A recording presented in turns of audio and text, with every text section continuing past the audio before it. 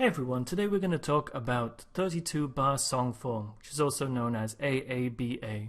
It's called 32 bar form because it has 32 measures, right? So if you have A, B, and A, and each one of those is 8 measures long, that comes to 32.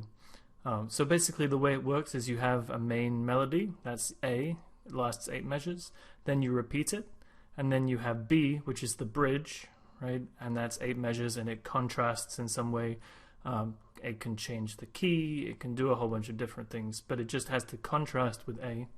And then you have the last A, which is also 8 measures. You could see this as sort of a spin-off kind of rounded binary, maybe. Ternary of that B is very different.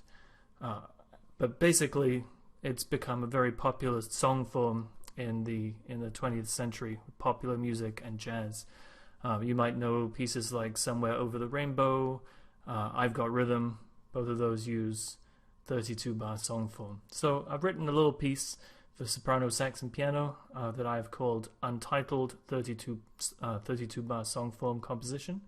I put pop chords over this. I've tried to limit it to 1 per measure, and I haven't really taken into account too many non-harmonic tones unless they're really obvious ones. But if you have questions about that, you can bring it into class. So let's listen to this, see if you can figure out where the A, the B, and the A are, and then we'll be done.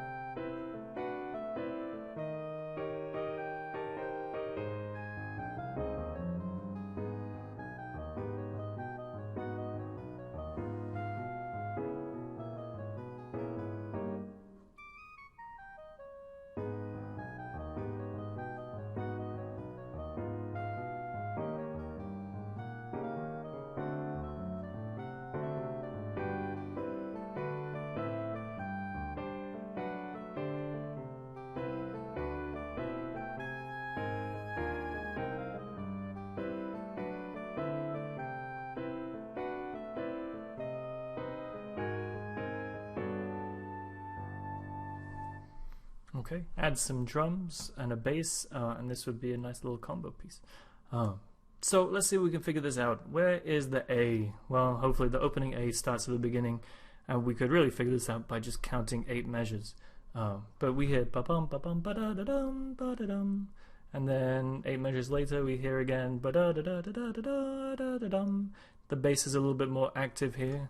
So instead of just being whole notes, we've got a little bit of a, not exactly a walking bass line, but a little bit more arpeggiated.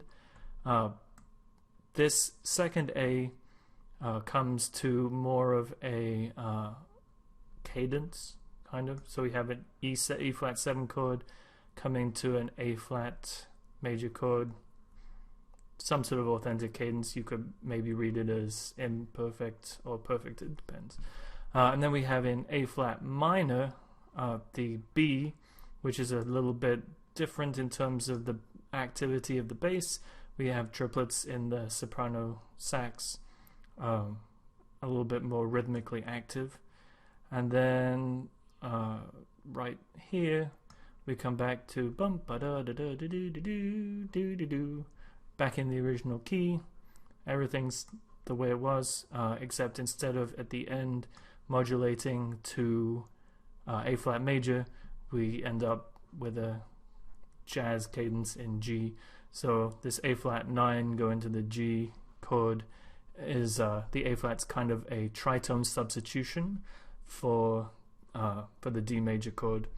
You can ask me about that in class, and it leads nicely into the G. So we do have some interesting chromatic chords in here that I just want to talk about, because if you really tried, you could Roman numeral analyze all of this stuff in some way or another, like 1 for these 2 first measures, and then 4, This A flat major chord is just a Neapolitan first inversion, so Neapolitan sixth, back to 1.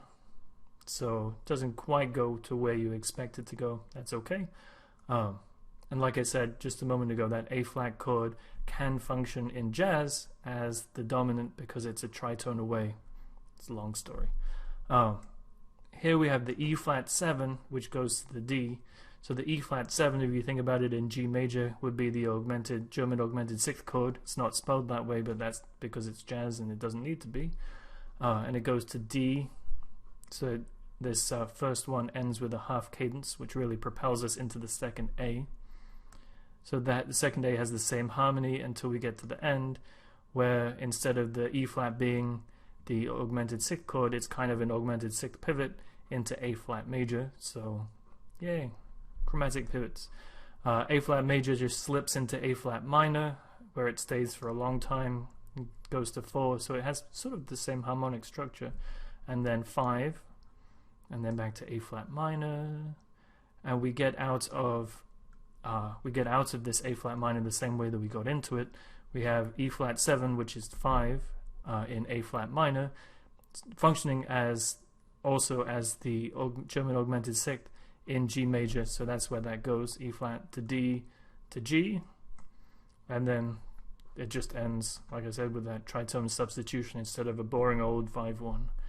So there are a couple of things that it would be tough to say, oh, this is the Roman numeral for that, but most of the time it still has basically functional harmony underneath everything.